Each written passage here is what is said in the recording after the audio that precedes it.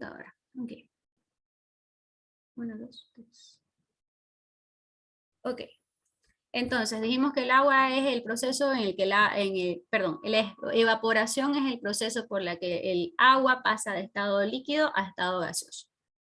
Sencillo. Evapotranspiración es el proceso en el que las plantas absorbieron agua del suelo y botaron vapor por las hojas, ¿no? Entonces pasó de estado líquido por medio de la planta a estado gaseoso, ¿ya? Condensación es el proceso en el que el agua pasa de estado gaseoso a estado líquido. ¿Claro? Sí.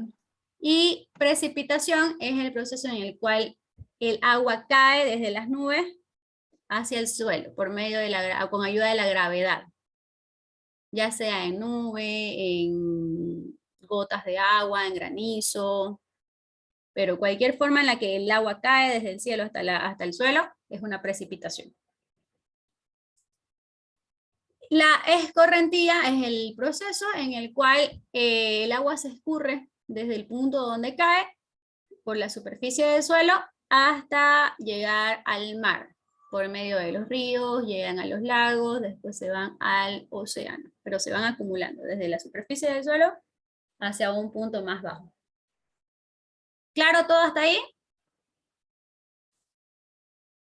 Y sí, profe, sí, sí. Positivo, infiltración es el proceso en el cual el agua cae y se entra por los poros del suelo hasta un punto más bajo, ¿ok? Hasta que un punto donde esté ya saturado.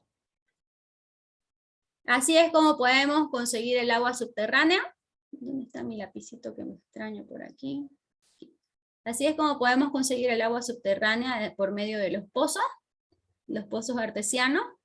Así es como conseguimos el agua para tomar en Santa Cruz.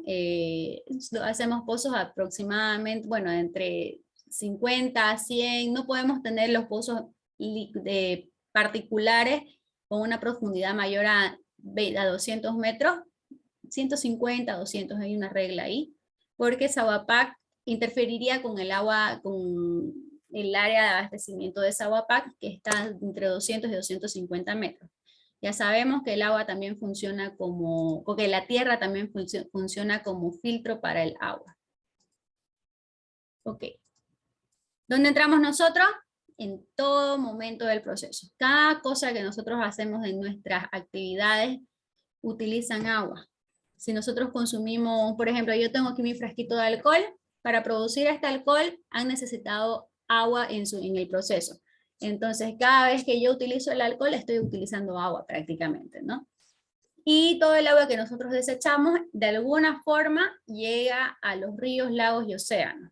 Si nosotros no hacemos un tratamiento previo, antes de enviarlo al agua, antes de enviarlo al río, al mar o al océano, estaríamos contaminando nuestras fuentes de agua. Si nosotros lo botamos al suelo, también estamos contaminando nuestro suelo, nuestra agua subterránea, y por medio de la escorrentía también vamos a ensuciar y contaminar nuestros ríos.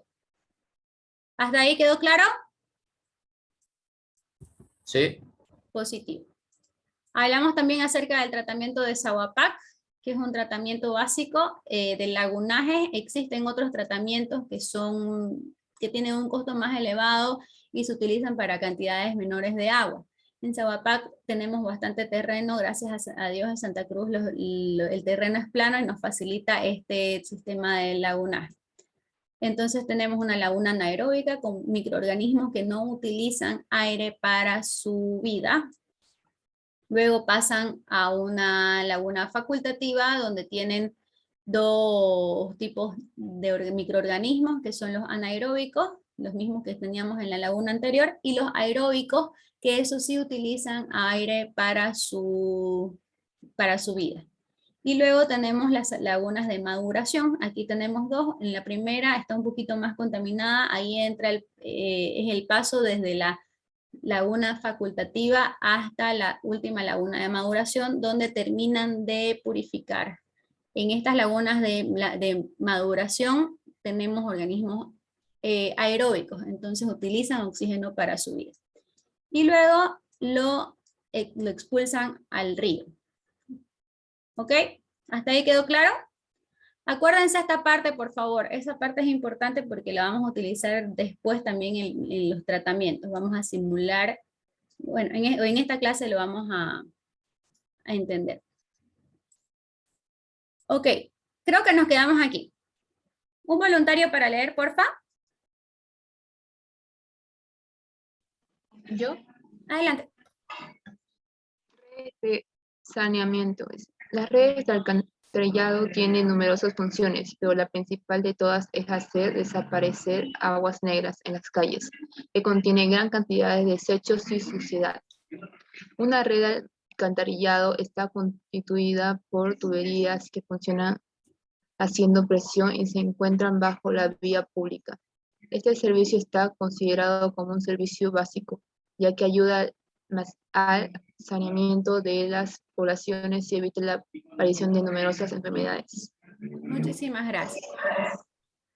Como ya sabemos, el saneamiento es un servicio básico. ¿Qué significa básico? Que es prácticamente un derecho que tiene la humanidad, la población, un derecho. Sin este saneamiento estaríamos en muchos problemas. ¿Cuáles serían los problemas a los que nos traería la falta de saneamiento? Un voluntario, por favor, para leer. Yo. Adelante. ¿Qué sucedería sin ellas? Numerosas ciudades del panorama español y mundial quedarían inundadas, ya que el agua se estancaría en diferentes zonas y serían lugares intransitables. El segundo problema de gravedad que ocurriría sería la acumulación de aguas negras y residuos en la ciudad, lo que ocasionaría proliferación de enfermedades como el cólera. Muchísimas gracias. Esta parte de aquí sucede bastante en Santa Cruz. Lo habíamos mencionado antes, creo que sí lo vimos en la anterior clase, muy por encima. En muchos barrios alejados de Santa Cruz, el agua no llega a escurrir. Si bien durante las lluvias muy fuertes y muy abruptas, por ejemplo, recientemente hemos sufrido una muy fuerte tormenta en la cual cayó demasiada agua a una velocidad impresionante, entonces todas las calles de Santa Cruz se inundaron, absolutamente todas, no quedó una sin agua. Entonces era prácticamente imposible de transitar, pero gracias a la red de drenaje que tiene Santa Cruz, en la mayor parte de la ciudad se llegó a vaciar toda el agua de las calles en cuestión de horas. Pero no sucede así en algunos barrios alejados donde son más bajos que el resto de la ciudad y terminan sufriendo este problema que vemos en la imagen. Personas que viven bajo el agua prácticamente. Lamentablemente el agua se va entrando a las casas y esto empieza a fregar los sistemas eléctricos, nuestros aparatos eléctricos, televisores, refrigeradores que siempre están a la altura del piso y cualquier otro artefacto eléctrico que podamos tener en casa. Entonces, aparte de ello, tener todo el tiempo los pies mojados nos trae también enfermedades que, por ejemplo, la proliferación de hongos, enfermedades en la piel, además que pueden haber enfermedades como el cólera. Bueno, bien que llegamos aquí les mando la tarea de la clase. Me van a investigar 2 enfermedades relacionadas con el agua. Anótenselo.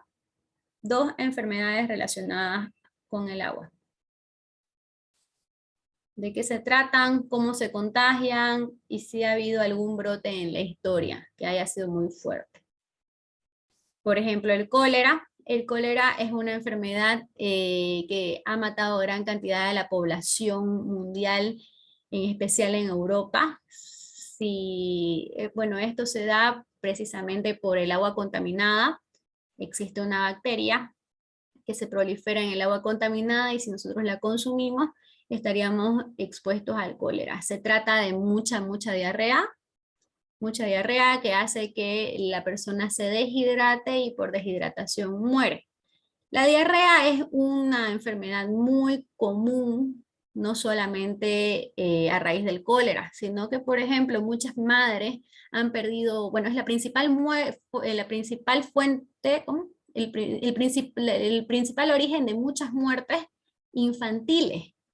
Es la causa de muchas muertes infantiles, no solamente en Europa, en realidad no nos tenemos que ir muy lejos para encontrar esta realidad, ¿no? Por desinformación en Santa Cruz tenemos bastantes cantidades de muertes infantiles por diarrea. Entonces, ¿qué es la diarrea? Es cuando entramos al baño y cuando hacemos las heces fecales líquidas que toman la forma del recipiente que lo contienen y se hacen más de 3 veces en un día, ¿no?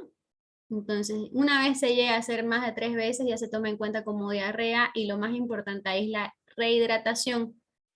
Si la diarrea es muy continua, es importante visitar a un médico, ¿no? Si tienen una diarrea más de 2 días, vayan a un médico. Y siempre agua, agua, muchísima agua. ¿Anotaron la tarea? Sí. Pues. Sí, Vamos sí. a la parte importante de aquí. Tipologías de redes de saneamiento. Un voluntario para leer, por favor. Yo. Una de las señoritas, por favor. No llegué a anotar porque mi internet está un poco lento. Ya ella que lea. Adelante. Tipologías de redes de saneamiento. Redes unitarias. Son aquellas redes formadas por un único conducto para la evacuación de los distintos tipos de aguas residuales domésticas e industriales y aguas pluviales descargadas en la zona. Muchas gracias. Redes. A ver, ¿Sigo? termina de leerlo para que entendamos el concepto al final. Ya. Redes pseudo-separativas. Se encuentran en medio del camino entre las redes unitarias y las redes separativas. Son aquellas que tienen conductos separados para aislar las aguas residuales y las de la lluvia en la calle, pero no en los domicilios particulares y empresas. Redes separativas. Son las redes que cuentan con 2 canalizaciones separadas de manera independiente para las aguas residuales domésticas e industriales y las aguas de la lluvia. Redes doblemente separativas. Las redes que se incluyen dentro de esta tipología son aquellas que tienen una red para las aguas residuales domésticas, otra para las aguas residuales comerciales e industriales y otra para las aguas pluviales. Ya, muchísimas gracias. Bueno, vamos a empezar a diferenciarlo desde aquí. Las redes doblemente separativas, tenemos 3 conductos. Uno va a ser para el agua residual de las casitas. No tengo cómo dibujar una casita aquí, ¿no? Bueno, imaginémonos una casita. Este es para las casas. Este va a ser para las industrias, para los comercios. Por ejemplo, tenemos aquí para la zona domiciliaria. En esta de aquí tendríamos para la zona domiciliaria. Ay, no se puede mover mis redonditos. Vamos a hacerlo de nuevo. Vamos a tener un sistema de alcantarillado para la zona domiciliaria, otro sistema de alcantarillado para la zona del parque industrial, por ejemplo, y otra que va a envolver toda la ciudad, que es la parte de del drenaje pluvial, ¿ok? En el drenaje pluvial están incluidas las calles también funcionan como drenaje, un alcantarillado subterráneo por donde se drena el agua que cae dentro de las casas, el agua que cae dentro de los parques, y va drenando de forma, por ejemplo, esos cuadraditos que ustedes tienen en su jardín, es drenaje pluvial. Es drenaje de agua de lluvia. Cuando hablamos de pluvial, hablamos de agua de lluvia. ¿Ya? En esta otra de aquí vamos a tener, puedo mover esto, aquí vamos a poner. En esta otra de aquí, vamos a tener en las redes separativas, vamos a tener solamente 2 tipos de conexiones. Una conexión para las aguas residuales domésticas y las aguas residuales y las aguas y el drenaje pluvial, ¿no? Entonces solamente es para aguas residuales, ya sean de la industria, ya sean de los comercios, ya sea de las ciudades, y luego vamos a tener un drenaje para las aguas de lluvia, ¿no? Que vendría a ser este. Por otro lado, vamos a tener estas que se encuentran, como dicen, en el medio camino entre las dos, ¿no? Bueno, aquí vamos a tener las redes unitarias, que es por un mismo camino se va todo el agua de la ciudad, ¿no? Ya sean industriales o de lluvia o de las casas. Entonces todo se va por el mismo conducto hasta el río. Y las redes pseudo separativas son aquellas que tienen conductos separados para el agua residual de las de lluvia en las calles, pero no en los domicilios. Es decir, que el agua que cae en las calles se va a ir por un conducto, pero el agua que cae en los domicilios se va a ir por el mismo conducto de las aguas residuales. ¿Me dejo entender? ¿Se deja entender ahí? Sí, profe. ¿Sí? Sí, se entiende. Ok. Sí. Bueno, cada una de estas tiene sus propios problemas. Por ejemplo, en las redes unitarias, el mayor problema es que tenemos que hacer un tratamiento de aguas inmenso para poder tratar el agua del agua contaminada por los domicilios y también el agua de las industrias, pero el problema es que se mezcla con el agua de lluvia. Y al mezclarse con el agua de lluvia, el volumen de agua contaminada se incrementa demasiado. Y necesitamos un sistema de lagunaje inmenso para poder tratar el agua. Este tipo de redes unitarias son las más básicas. Generalmente se lo utiliza en poblaciones muy pequeñas, cuando hay este tipo de redes, y lo que hacen usualmente es mandarlas directo a los ríos. Entonces no pasan por un tratamiento. Generalmente, eso no es lo óptimo, lo sabemos, pero de qué sucede, sucede.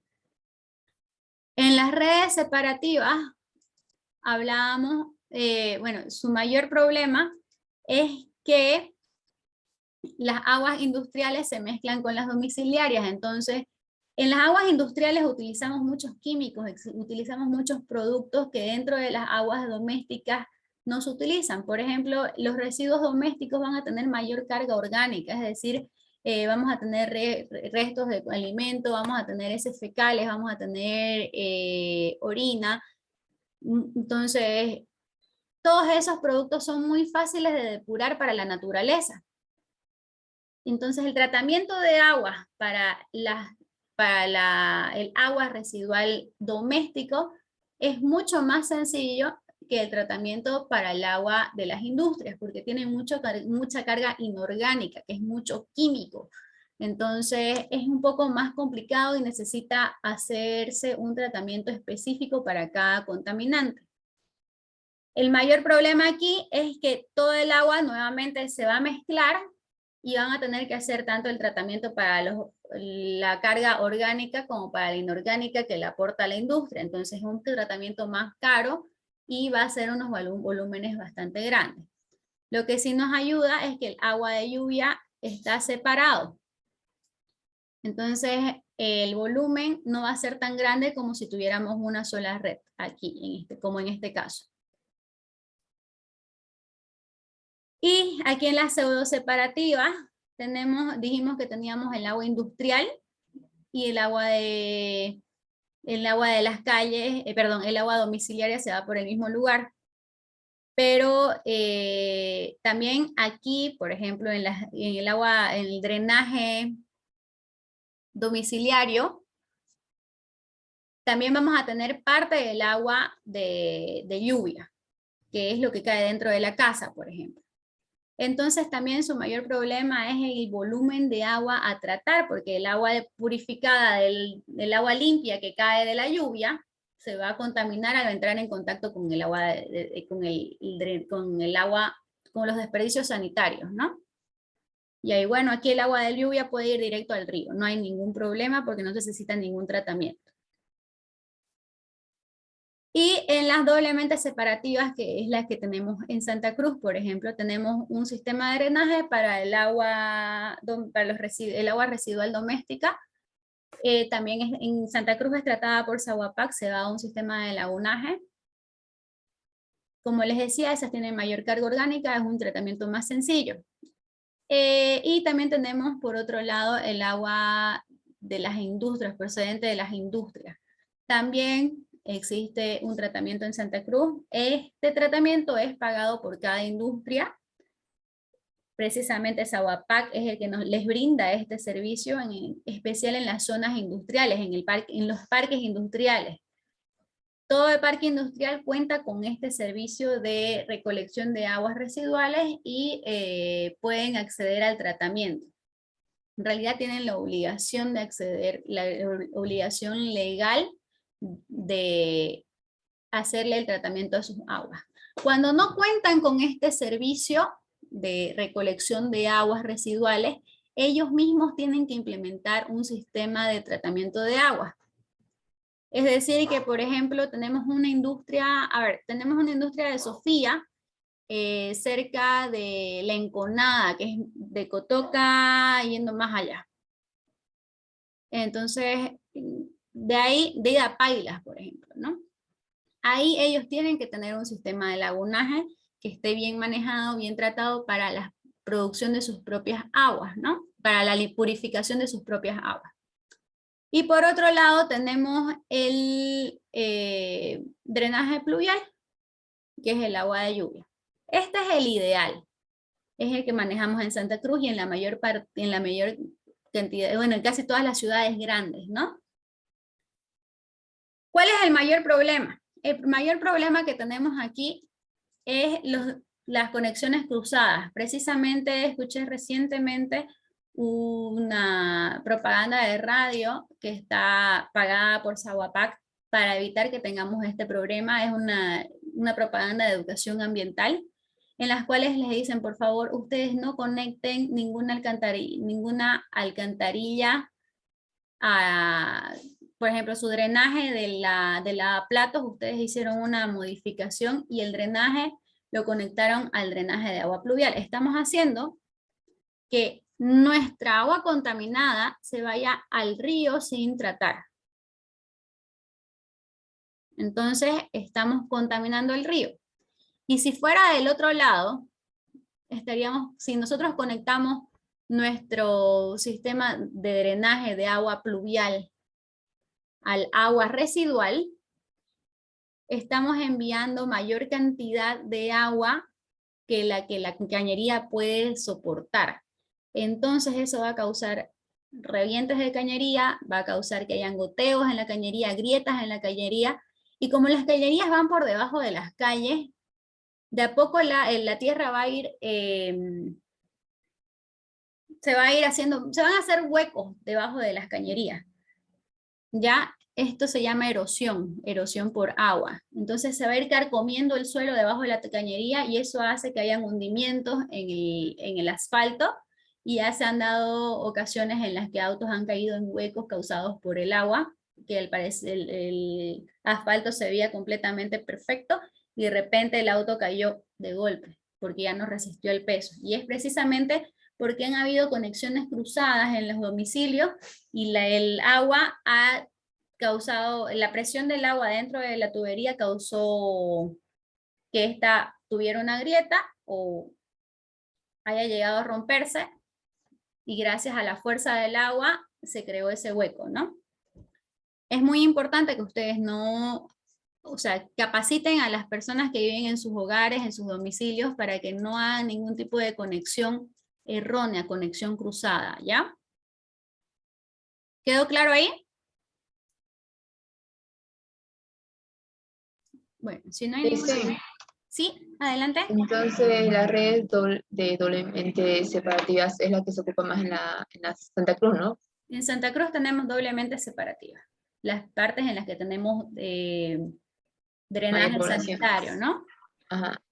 Ya. Okay. Existen lugares donde no existe este tipo de drenaje, ¿ya? En ese caso utilizan letrinas o utilizan pozos sépticos, pozos ciegos, ¿ya? Lo vamos a ver en esta clase más adelante. Esto sucede en barrios alejados y en poblaciones alejadas, ¿no? Bueno, entonces, ¿cuáles son las recomendaciones del día? No conectar las descargas de agua, de lluvia, de techumbre a los sistemas domiciliarios de alcantarillado. Ya sabemos que esto nos va a fregar nuestras tuberías y además el agua tratada. O sea, no serviría de nada que la ciudad se esfuerce en tener este tipo de red de drenaje si al final todo lo que hagamos si al final nosotros vamos a conectar nuestras tuberías y vamos a hacer que funcione como si fuera solamente una red de drenaje unitario, ¿no? Entonces, aprovechemos las bendiciones que nos da el manejo de nuestra ciudad y evitemos tener alcantarillas cruzadas, ¿no? Denuncia a las personas o empresas que estén realizando descargas clandestinas en las redes de alcantarillado. Por ejemplo, cuando estamos viendo alrededor de un canal de drenaje, por ejemplo, el canal Chivatos, y ahí vemos que hay una tubería medio mal hecha de PVC que descarga agua muy contaminada, que descarga agua contaminada directamente. Y se nota cómo está botando toda su agua ahí. Eso está prohibido por ley, está penalizado y es importante que todos los vecinos denunciemos esto. También cuando están haciendo recientemente, por ejemplo, en la casa al lado de la casa de mi mamá, estaban construyendo y los albañiles encontraron agua muy acumulada, hediondísima, y empezaron a baldearlo a la calle. Y todos los vecinos sufrían con el olor del agua, entonces esto también es un motivo de denuncia. Ustedes están, o sea, al haber este tipo de descargas, están poniendo en riesgo a toda la población y principalmente a nuestros vecinos más cercanos. ¿Ok? Entonces, siempre que ustedes vean una descarga ilícita, denuncien. Siguiente, mantener limpios los drenajes, los desagües de los hogares. ¿Ok? Esa es más que todo para cada casa, ¿no? Para evitar que se tranque nuestra tubería y tengamos inundaciones. De la misma forma, quiero aprovechar para pedir, para enseñar que la basura siempre tiene que ir en su lugar. La basura, la calle no es un basurero. No podemos estar caminando por la calle mientras chupamos un chupete, agarrar la bolsita y botarla. El palito de que se terminó el chupete también lo botamos hacia atrás. Y luego que se nos acaba el azúcar del chicle, también botamos el chicle. No, la calle no es un basurero. Siempre es bueno tener una bolsita en nuestra cartera y ahí empezar a acumular toda la basura que nosotros estamos produciendo. Hacernos responsables de nuestra basura. Al momento en que nosotros compramos algo, ya viene a ser nuestra propiedad y nosotros tenemos que asegurarnos de que llegue al lugar correcto. Es muy común en la ciudad ver a gente que está comiendo algo en el micro o de repente que saca la mano y empieza a botar sus cosas, sus cáscaras de mandarina, sus cáscaras de naranja, el taxista que se para en el semáforo, abre la puerta, saca su boca y bota todo el bolo que tenía adentro. Todas estas cosas tapan nuestras tuberías, tapan nuestro drenaje pluvial y al momento de que hay una lluvia, todos estos agujeros por donde tiene que pasar el agua van a terminar estando tapados y nuestra ciudad no se va a drenar. Nuestra ciudad se va a inundar y vamos a terminar viviendo en medio de un río.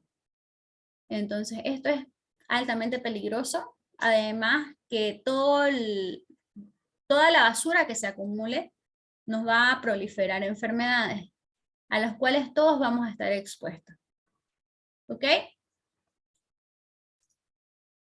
Así que la basura no a la calle, la basura a su lugar y su lugar es el basurero. Ustedes también pueden denunciar esto, sean conscientes y lleven este mensaje a los demás. No es para que ustedes, claro, yo soy responsable con mi basura y con eso tengo todo. No, ustedes defiendan su derecho de vivir en una ciudad limpia.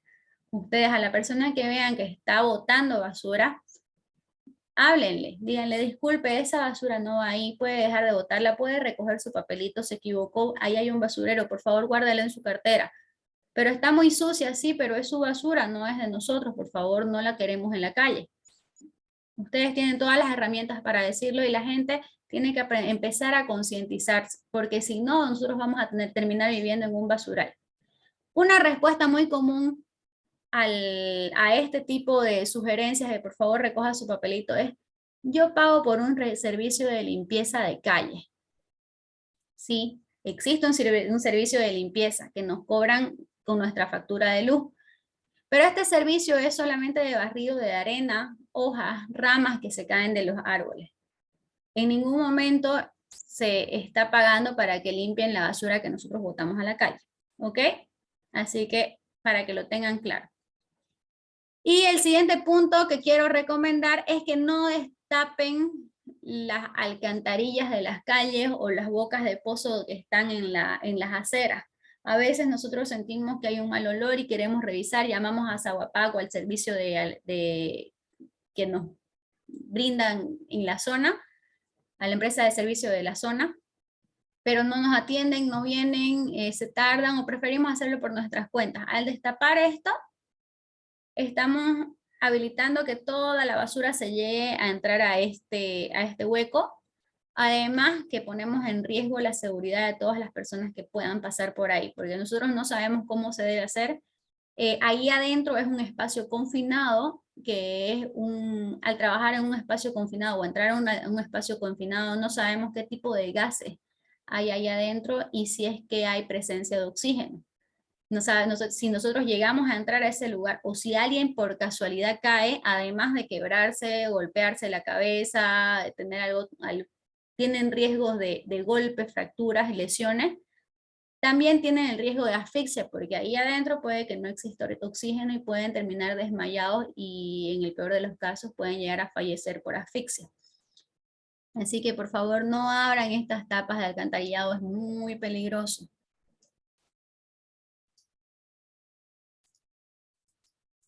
Así que muchas gracias chicos, si no hay alguna duda, podemos pasar al siguiente tema. ¿Tienen alguna duda? No, ninguna. Perfecto. Este tema ya está colgado en la plataforma, ¿pudieron acceder a él? Sí, Sí, positivo, entonces está bien. Por favor, cuando tengan algún problema con la plataforma, avísenme. Mientras más tiempo de anticipación tengan, mientras más rápido me avisen, yo voy a tratar de solucionarlo más rápido. ¿Me dejo entender? Así que, bueno. Pasemos a la siguiente instalación. Vamos a las fosas sépticas. Les comenté que cuando no hay alcantarillado sanitario, tenemos que tener una forma de tratamiento de agua de nuestras aguas residuales. Esta forma es la fosa séptica. Aquí voy a tratar de hacer un pequeño esquema de cómo funciona la fosa séptica. Un voluntario para leer, porfa. Yo, Adelante. esquema de depuración de aguas residuales. Es importante comprender que el sistema de tratamiento más adecuado debe ser el que considere las condiciones específicas del medio ambiente e incluso de las culturas.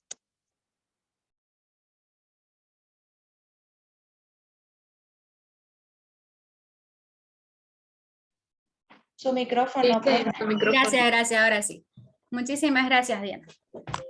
Bueno, en un sistema de depuración de aguas residuales tenemos prácticamente el mismo sistema que habíamos visto en Saguapac, pero a menor escala. Aquí vemos que hay una trampa de grasas o cámara de grasas. Este sistema es un sistema que se pone generalmente en las casas porque ahí es donde mayor cantidad de grasa se produce. No todos los sistemas, todas las fosas sépticas tienen este, pero es una parte muy importante, ya que la grasa tapa toda la porosidad de la tierra, y la porosidad es la que nos va a ayudar a filtrar el agua ya purificada por nuestra zona de fosa séptica. Entonces, ¿cómo funciona? Pero vamos a ver si no lo tengo más adelante para que no me adelante. A ver, creo que lo tengo aquí. No, no lo tengo. De todos modos, aquí se los voy a explicar.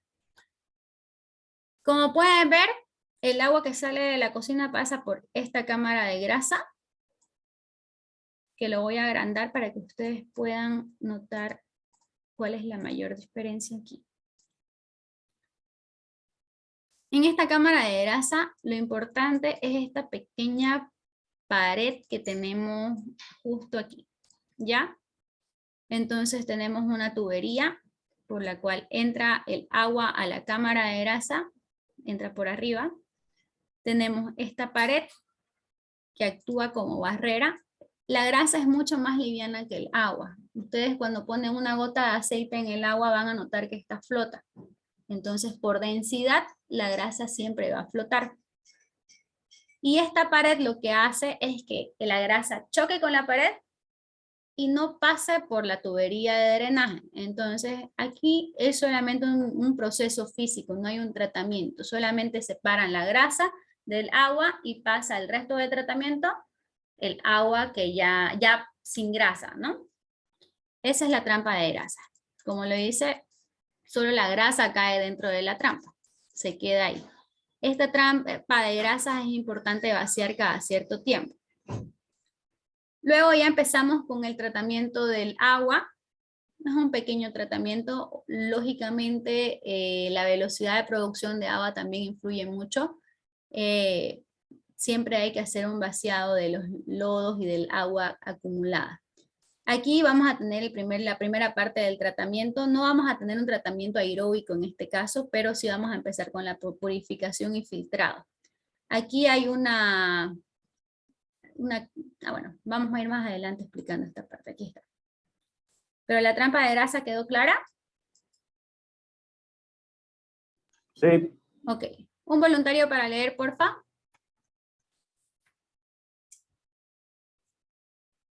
No se peleen. Yo, Adelante. el modelo de la fosa séptica, el modelo de la fosa más funcional es el tanque de 3 cámaras con una secuencia de tratamiento que consiste en el primer lugar en una cámara de sedimentación en que algunos casos también cumple la función de trampa de grasa. Muchísimas gracias. No puedo okay. Existen diferentes modelos. La tecnología es bastante amplia, pero lastimosamente en nuestra sociedad el nivel económico no siempre es el más apropiado para adquirir uno de estos sistemas de drenaje, entonces las hacen hechizas. Pero todas deberían tener básicamente esto, ¿no? En primer lugar, debería haber un espacio donde caiga el agua. Por ejemplo, aquí tenemos la tubería de entrada, por la cual llega el agua desde toda la casa hasta nuestro sistema de tratamiento. En este momento caen por un decantador. Como decía, puede funcionar como trampa de grasa si es que nosotros le agregamos una pared antes de que pase, una pared que no llegue hasta el fondo, antes de que pase a la siguiente etapa. Aquí podríamos hacerle la pared y por medio de una tubería hacemos que pase hasta nuestra siguiente etapa. Ahí sería tranquilamente un decantador que funciona como trampa de grasa, como lo dice en nuestra teoría. Entonces, ¿qué sucede en el decantador? La gravedad nuevamente nos ayuda con nuestros procesos. El agua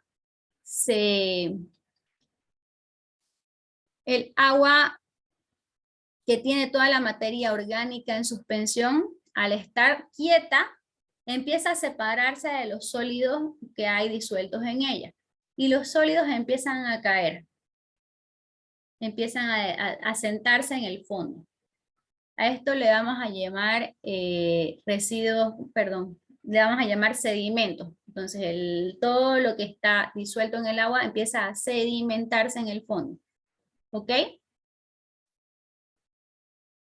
Esto sucede, por ejemplo, si ustedes han, a ver, que pueden intentar agarrar un vaso de agua, ponerle, a ver qué se puede hacer, ponerle tierra, que eso no se va a disolver en el agua. Lo mezclan y van a ver que se forma un lodo. Pónganle una cucharada de tierra. Lo mezclan, se convierte en un lodo, lo dejan apoyado sobre la mesa y va a suceder lo mismo que sucede dentro del decantador. La tierra va a empezar a estar estática, se va a dejar de mover el agua y va a empezar a bajar. Y al final van a ver que en el fondo se depositó todo el lodo. Lo mismo sucede, por ejemplo, cuando preparan café del que no es instantáneo. Si lo dejan reposando en la mesa, van a tener una parte que sí está con sabor a café y todo, pero cuando terminan de tomar su taza de café, en el fondo van a ver que hay sedimento, ¿ok? Es lo mismo que sucede dentro del decantador, para que ustedes tengan una idea. De ahí pasamos al digestor. A ver, vamos a ver si lo tengo aquí escrito. Ok, adelante, un voluntario para leer, por favor. Yo, profe. Adelante, Fernanda. Fosa séptica, donde hay agua, pasa a una cámara con condiciones anaerobias, donde se reduce carga orgánica disuelta. Muchísimas gracias. A esto lo vamos a llamar digestor, que es donde nos apunta la flechita.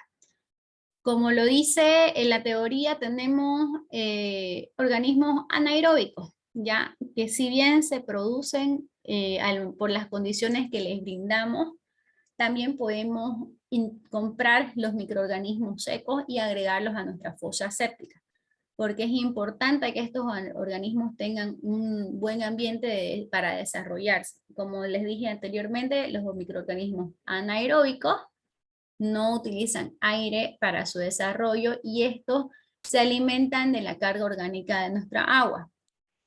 ¿Ya? Esto va a funcionar como digestor. ¿Ya? ¿Alguna duda hasta ahí? Bueno. Ahora sí, un voluntario para leer, por favor. Yo, Adelante, Sofía. fosa séptica. La tercera cámara cumple las funciones de sedimentador secundario para clarificar el agua antes de ser dispuesta en un campo de oxidación. Muchísimas gracias. Entonces, bien, como sucede en el primer ejemplo, aquí tenemos lo mismo, pero compactado. Aquí, ¿ya? Aquí podemos ver que después de un tratamiento, el agua pasa por el tratamiento aquí y luego pasa a una zona de infiltración, donde el agua se va a botar. El agua ya purificada, ya limpia, va a terminar nuevamente en el suelo. Va a terminar yéndose de alguna forma al río, pero ya ha pasado por un proceso de tratamiento de agua. Entonces aquí, ¿cómo trabaja esto? Trabaja por medio de este relleno que tiene aquí.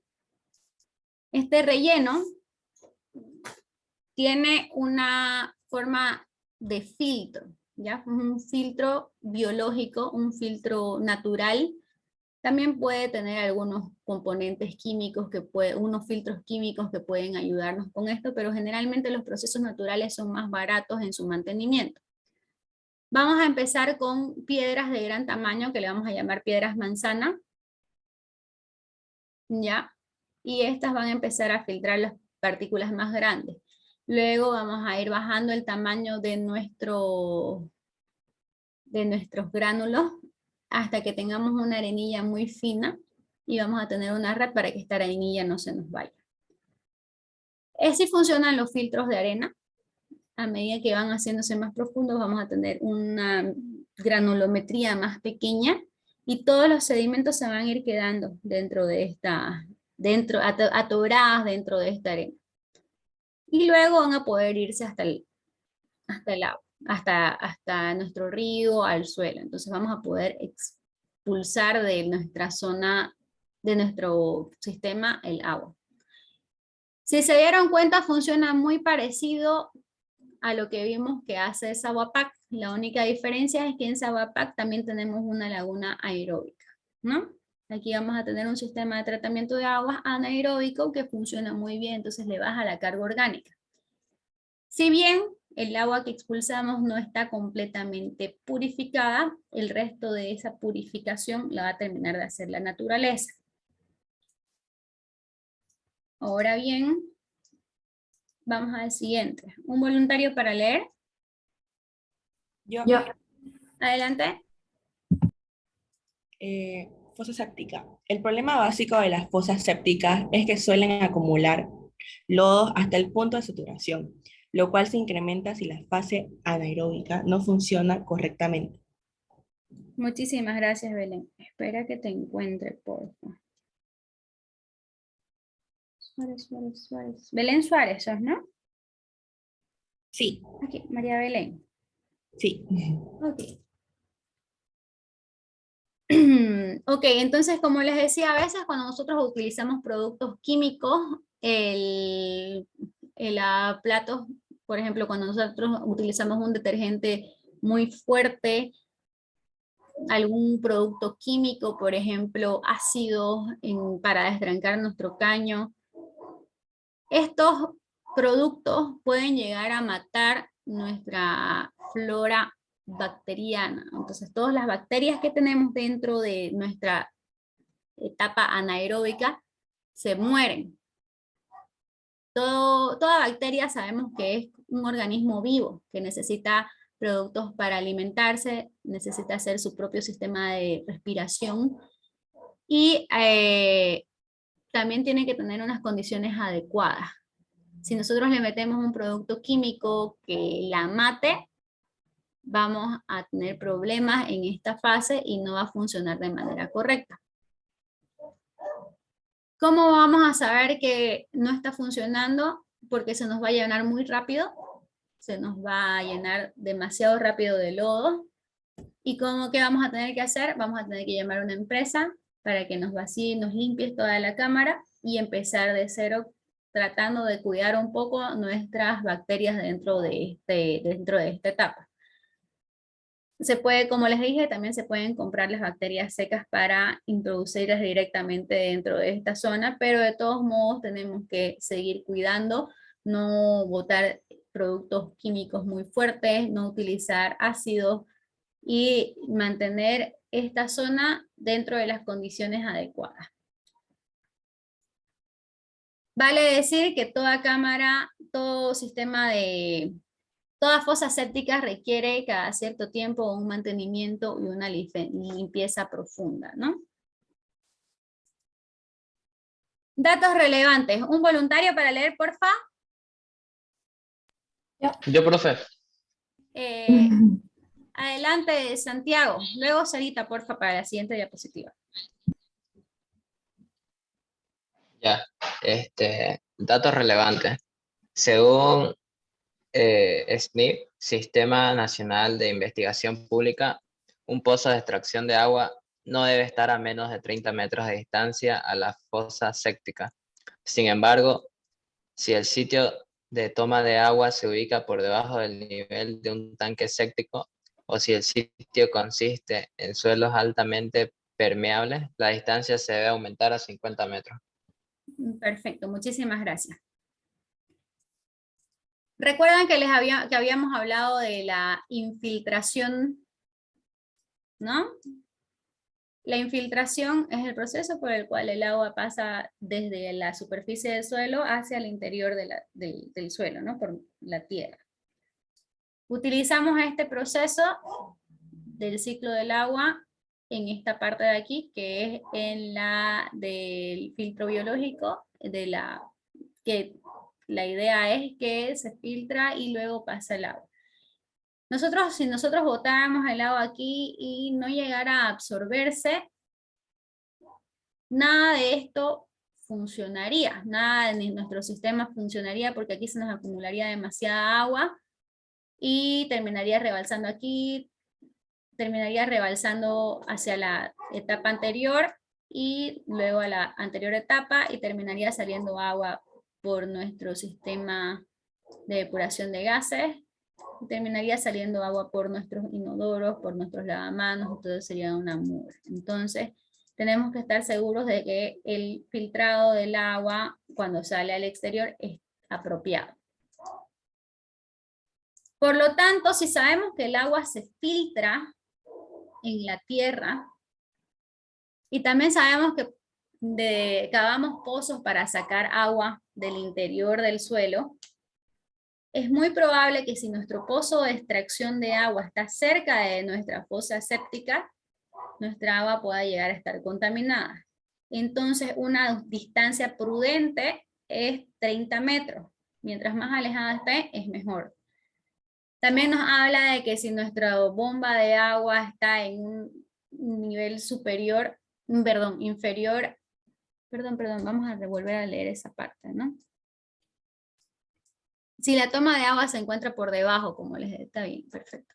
Si la toma de agua se encuentra a un nivel más bajo, es importante que nosotros aumentemos esta distancia a 50 metros, ¿ok? Precisamente porque el agua se va a drenar, se va a infiltrar por el suelo y es probable que nosotros estemos sacando agua contaminada y con eso nos estemos alimentando. Lo importante es que cuando nosotros utilicemos agua de bomba siempre o le hagamos un análisis bioquímico antes de empezar a consumirla o le hagamos un tratamiento de purificación. En él puede ser simplemente hervirlo y clorificarlo para que se mantenga sin microorganismos. Y también tengan mucho cuidado con el tema de la contaminación química, porque a veces es muy, si están en una zona agrícola, por ejemplo, se fueron al campo y hicieron un campamento petrolero ahí, por ejemplo, donde instalan un pozo, generalmente en los campamentos petroleros le hacen este análisis biológico y químico para saber si el agua es potable y qué tipo de tratamiento tienen que hacer para purificarla. Entonces ahí se sabe si es que contiene productos químicos en él que puedan dañar la salud o si contiene algún microorganismo que pueda ser muy dañino para el ser humano. ¿Ya? ¿Tienen alguna duda hasta ahí? Bueno, si no hay dudas, muchas gracias chicos. Vamos a pasar a la siguiente diapositiva. Instalaciones de gas. Otra parte importante para nuestra cocina son las instalaciones de gas, ¿ya? Estas tienen que ser son muy delicadas y es importante que nosotros sepamos mantenerlas en buenas condiciones. Vamos a ir por un concepto del día. Sofía, ¿estás por ahí? ¿Me puedes ayudar con la lectura? Sí. Adelante, por favor. Concepto del día.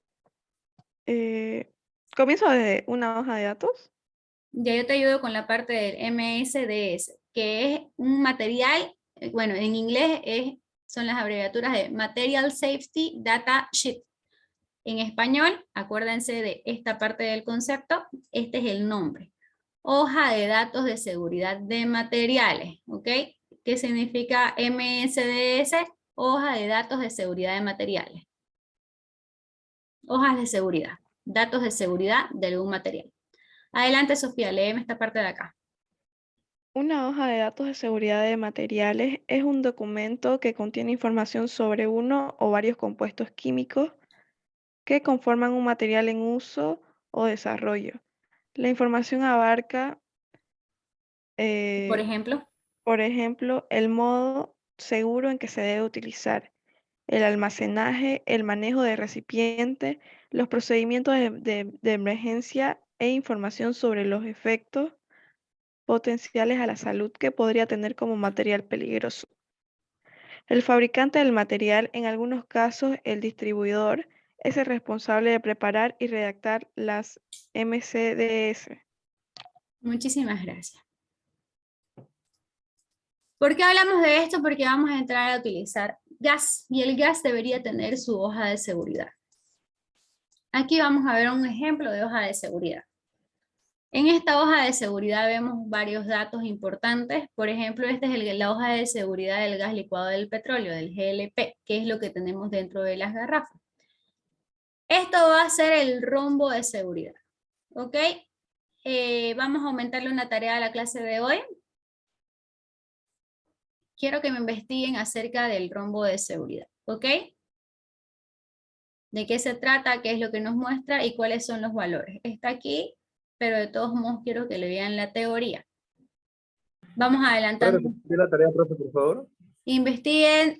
¿Puede repetirla, profe? Por favor. El rombo de seguridad. ¿Ya? Es este de aquí que ven en pantalla. Este de aquí. Todo esto es información acerca de los rombos de seguridad. Este rombo va a ser parte de nuestro sistema, de nuestra hoja de seguridad. Como ven aquí, nos habla acerca de la inflamabilidad de nuestro producto. La inflamabilidad está representada en el color rojo. Nos va a decir que es un producto altamente inflamable, no es inflamable, y ahí nos va a decir el nivel de calor al que podemos exponerlo. El color amarillo va a ser la toxicidad de nuestro producto. También el color azul nos va a decir si hay un... el color azul es la toxicidad de nuestro producto. Y el color amarillo es si es oxidante, si es, o sea, algunas otras condiciones, que esto es lo que ustedes, la reactividad que tiene el producto. Por ejemplo, hay productos que no se pueden mezclar con agua, hay productos que no se pueden mezclar con otros productos, entonces esto nos los va a avisar el rombo al momento de que haya algún número ahí. Estos números que ven aquí, y la parte blanca nos va a avisar si tiene si daña a la salud de alguna forma, ¿no? Entonces aquí nos van a decir unos valores que vienen dentro de este rombo. Por ejemplo, en esta hoja de seguridad no se lo muestra tal como en todas las otras, en algunas otras situaciones, que aquí adentro van a tener estos numeritos.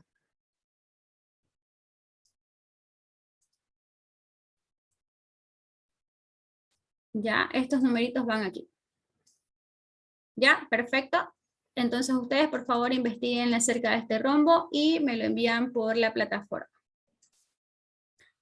En esta hoja de seguridad vamos a ver que la inflamabilidad es de 435 a los 435 grados centígrados. Esto va a empezar a arder automáticamente. Ya, eso vale decir que si tu temperatura llegara a alcanzar 435 grados centígrados, va a empezar a arder sin necesidad de que tengan una chispa cerca. Pero si ustedes tienen una chispa cerca, esto va a arder rápidamente. Sabemos que el gas es altamente inflamable. Dice que para extinguir su fuego hay que usar agua, gas carbónico, polvo químico, un saeco para pequeños fuegos, y aquí nos dice el número de identificación. ¿Ya? También nos habla acerca, entonces, lo que habla en esta hoja de seguridad, para no alargarla más, es datos acerca del uso de este producto químico. No solamente el gas tiene una hoja de seguridad. Cuando utilizamos ácidos, también tendríamos que tener una hoja de seguridad. Es muy común usar ácido nítrico para destrancar las tuberías, los caños. También es muy común usar soda cáustica. La soda cáustica también tenemos que tener ciertos cuidados, y estos cuidados nos los especifican en esta hoja de seguridad precisamente. Consideraciones de emergencia, nos hablan de equipos de protección personal. Por ejemplo, cuando usamos soda cáustica es importante que cubramos los ojos, que cubramos las vías respiratorias y que cubramos nuestra piel, ¿no? Entonces no tenemos que estar en contacto con él. ¿Alguna duda con las hojas de seguridad? No, ninguna. Ya, entonces repitamos la tarea de investigar sobre el rombo de seguridad. Licenciada, ¿Y? Estaba viendo sobre el rombo de seguridad y ¿solamente es el rombo o toda la hoja? Solamente quiero que vean el rombo. ¿Ya? Ya. Y las dos, no se olviden también de las dos enfermedades del agua.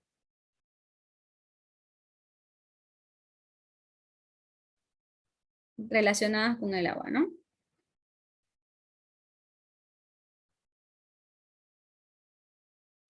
Bueno. Instalaciones de gas. Diferencias entre el gas natural y el gas licuado del petróleo. ¿Ya?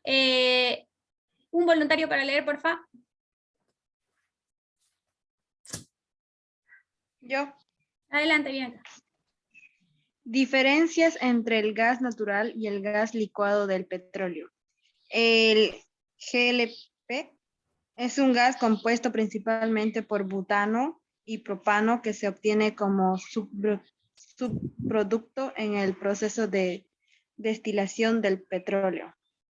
El GNC o gas natural, en cambio, es metano, un gas que se produce de forma natural en proceso de descomposición y que también está presente en los pozos petrolíferos formando bolsas.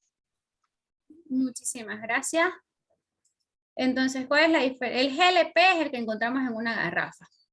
Ustedes cuando alzan la garrafa, la mueven y van a escuchar que suena como si hubiera agua ahí adentro.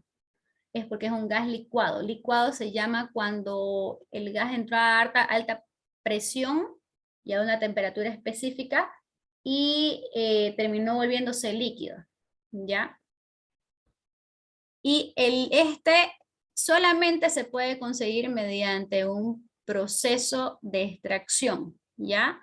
Esto se consigue en las destilerías de petróleo. En Santa Cruz, bueno, el petróleo puede tener diferentes concentraciones de este gas, pero solamente se consigue por medio de un proceso de destilería. Como lo dice aquí, es un subproducto en el proceso de destilación del petróleo. Entonces, del petróleo podemos sacar gas licuado, podemos sacar gasolina, podemos sacar diésel y diferentes productos, subproductos del petróleo. Entonces, como lo dice en su descripción, solamente se puede conseguir mediante procesos, mediante el proceso de destilería del petróleo, ¿ya? El proceso de destilación. En cambio, el gas natural se encuentra así como lo pillan en la naturaleza. Ya este no necesita pasar por un proceso. En los pozos petrolíferos lo que sucede, un accidente muy común es que ellos empiezan la excavación, no detectaron una bolsa de gas natural y esta llega a salir con demasiada fuerza, puede llegar a asfixiar a las personas que están alrededor, puede llegar a explotar. Entonces es un producto, como lo saben, altamente inflamable que también se encuentra en la naturaleza, de manera así tal como lo vamos a utilizar. ¿Y nosotros cómo lo encontramos? En nuestras instalaciones domiciliarias de gas, ¿ya? Vale decir que en Santa Cruz se utilizan ambas. Esta la encontramos en una garrafa. La primera la encontramos en las garrafas y la segunda la encontramos en nuestro gas domiciliario. ¿Ya?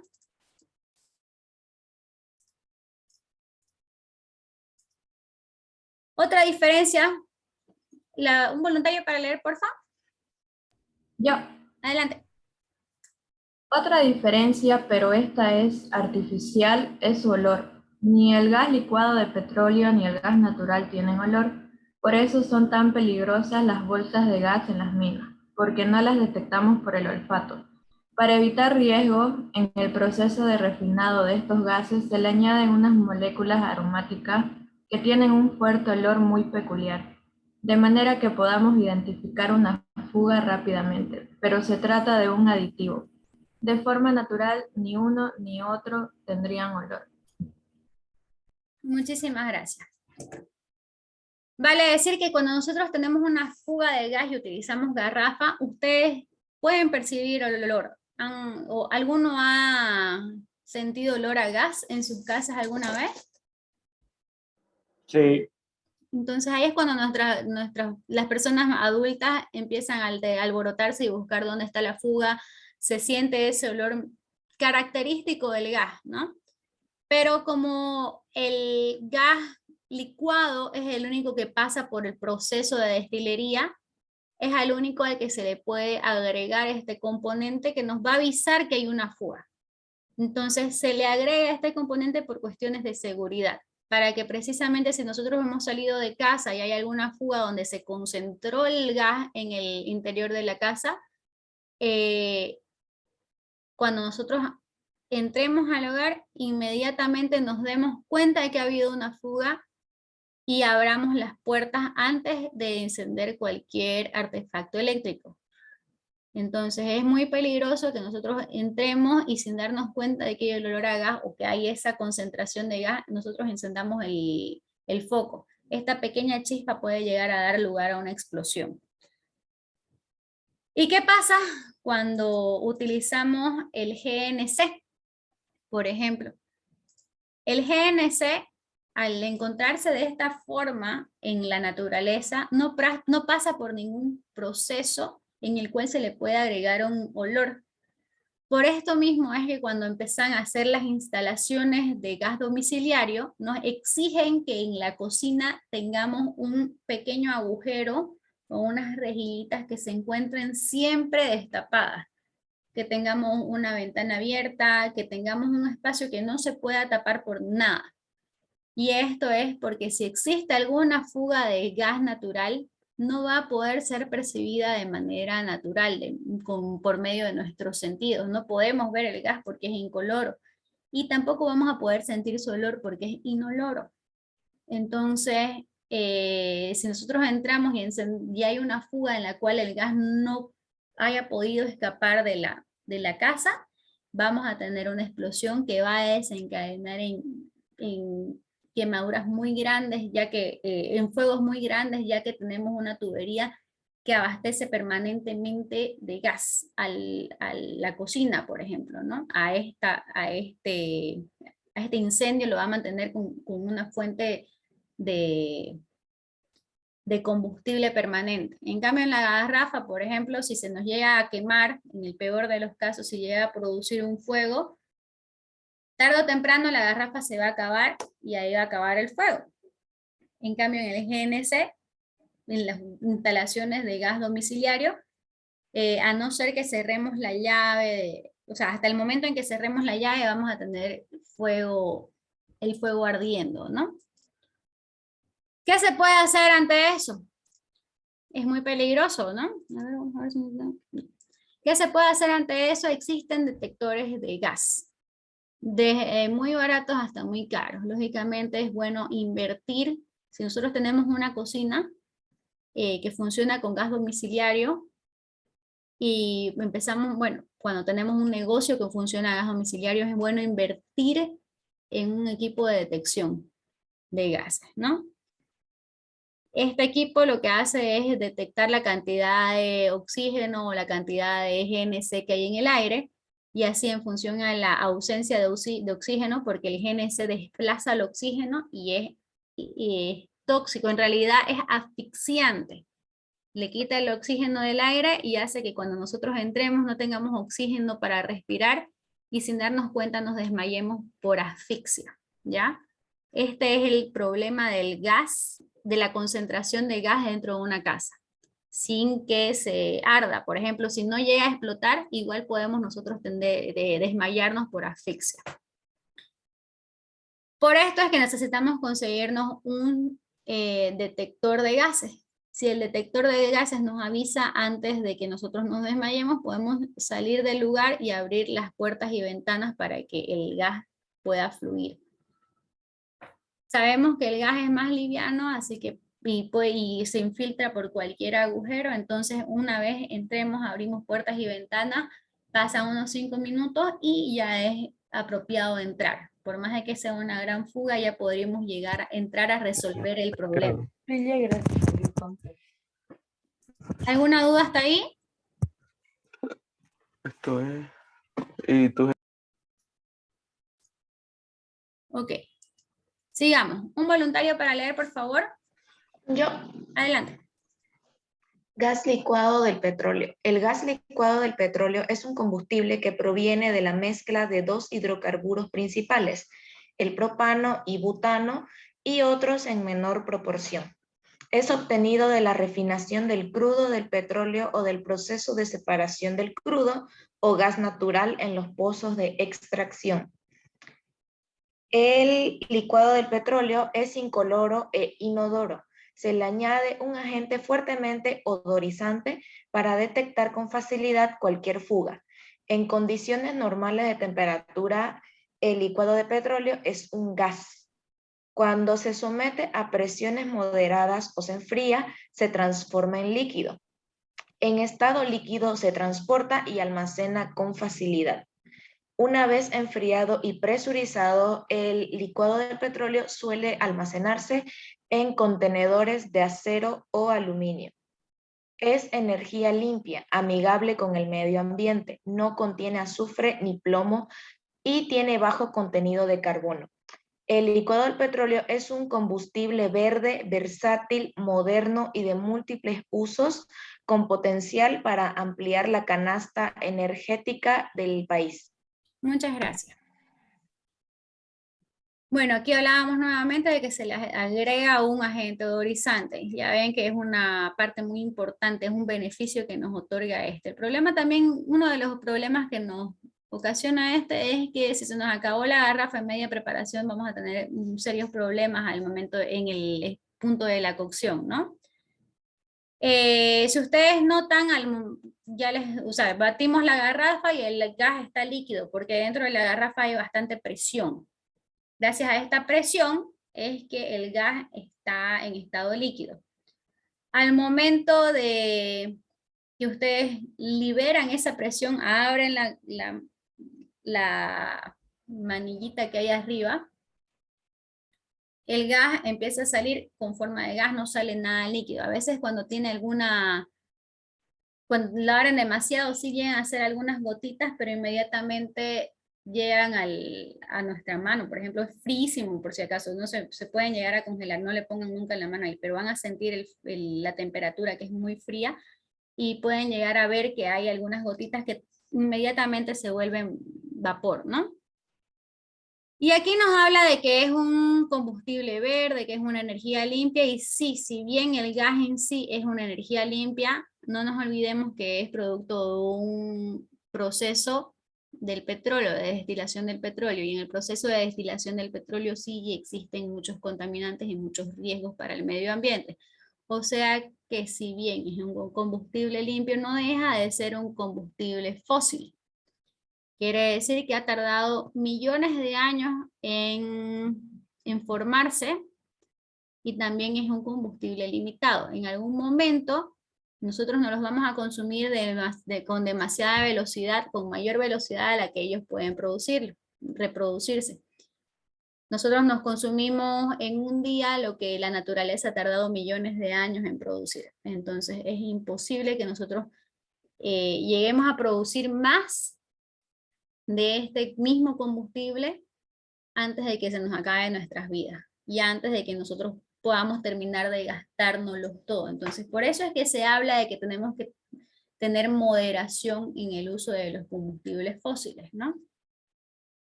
Un voluntario para leer, porfa. Licenciada, una consulta. El gas licuado, así como usted decía, es frío. Ahora, me imagino que a todo el mundo le ha sucedido que, no sé, han dicho se congeló el gas, entonces hay que meterlo en una bañera con agua caliente para que descongele. ¿Eso por qué sucede? ¿Influye la temperatura del ambiente o qué? Sí, mira, precisamente el año pasado estuvimos haciendo una discusión acerca de esto. Voy a ver si lo tengo por aquí. Aquí, llegamos a algunas conclusiones acerca de esto. No hay una investigación formal que hayamos podido encontrar, pero sí hemos podido llegar a unas conclusiones. Déjame que te comparta esto. Aquí. Es muy buena tu observación, pero voy a ponerlo en PowerPoint. Más fácil.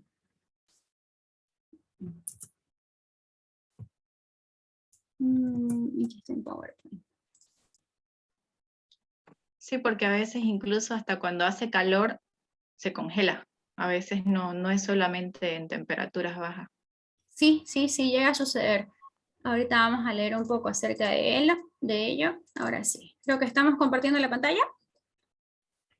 ¿Por qué se congelan las garrafas? Hemos llegado a diferentes conclusiones acerca del tema, que hay alto contenido de butano en las garrafas, en el gas. Bueno, el gas en Bolivia está constituido por 50% de propano y 50% de butano.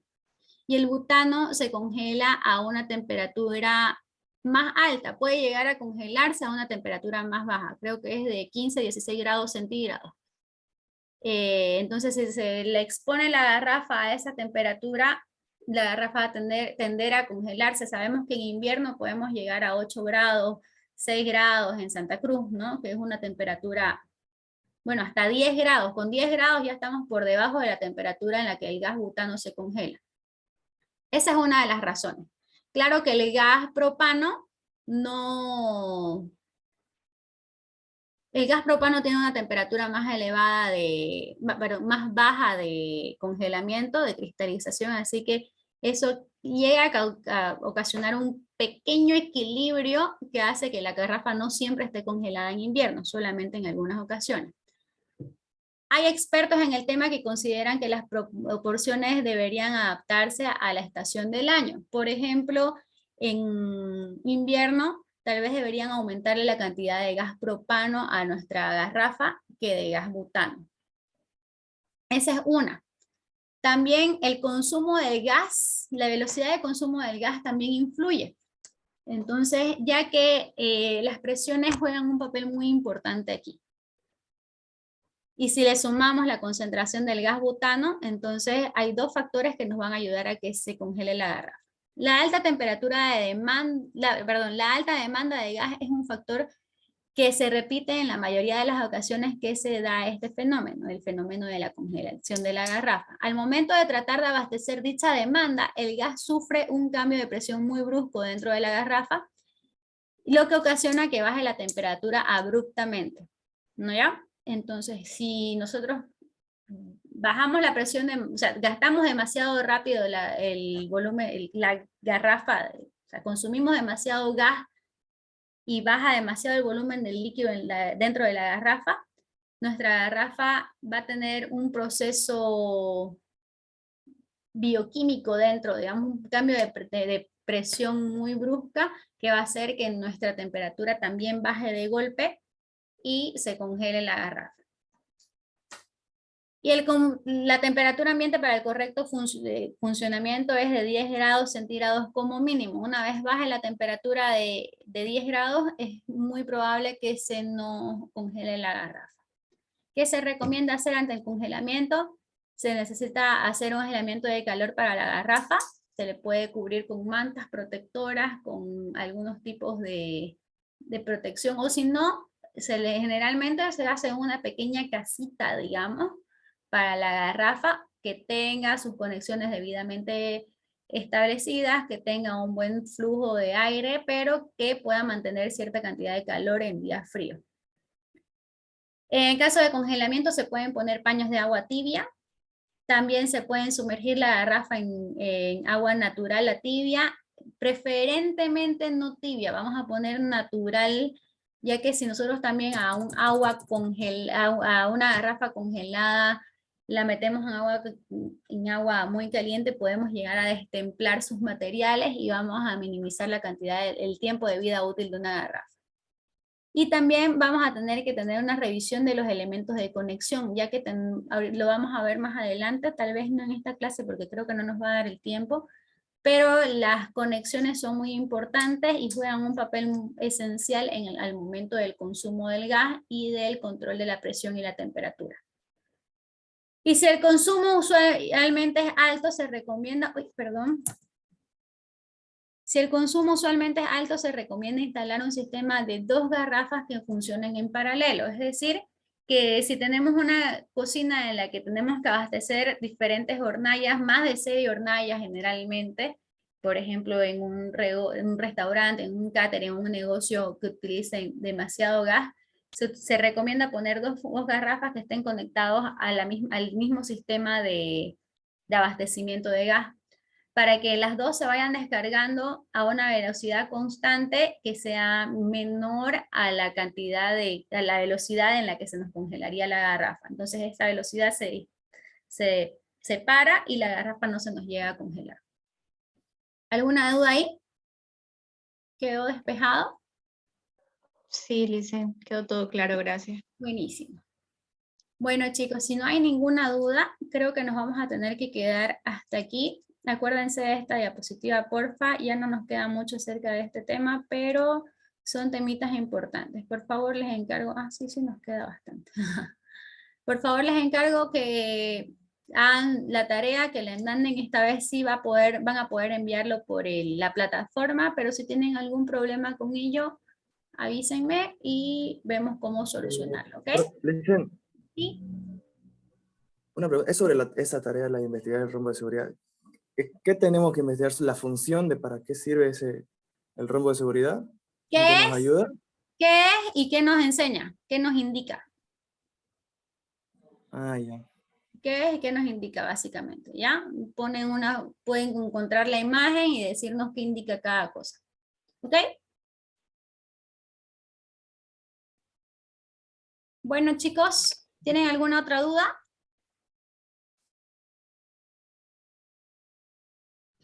No, ninguna, profe. Perfecto, entonces si no hay más dudas, muchas gracias chicos por su participación en clase. Lean las diapositivas antes de la siguiente clase para que ustedes puedan participar, lleguen puntuales y así puedan ganar sus 3 puntitos para la nota del siguiente examen. Chao chicos, excelente semana. Nos Hasta vemos. Chao. Bye, Hasta luego, Licen. Hasta luego. Hasta luego.